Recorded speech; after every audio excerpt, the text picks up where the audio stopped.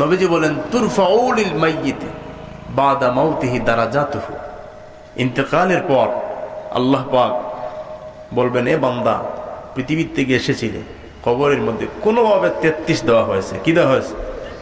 টানিটুনি ফাঁস আর কি, 33 দিয়ে তোমাকে মাফ করে দিয়েছিলাম। এখন হঠাৎ কবরের মধ্যে বলা হবে, এতক্ষণ চিরে জান্নাতের নিম্ন স্তরে, এবার তোমাকে সুসংবাদ দেওয়া হলো জান্নাতের উঁচু স্তরের। যেটা বলুন। এই বান্দা বলবে, আয় রব আইয়ু শাইইন হাযিহি, আল্লাহ এটা আবার কিভাবে সম্ভব? আমি তো 33-এর ছাত্র। কিসের ছাত্র? আমার তো মার্ক ছিল আল্লাহ 33, টানিটুনি ফাঁস। এখন কিভাবে আমার মর্যাদা এত বৃদ্ধি পেল?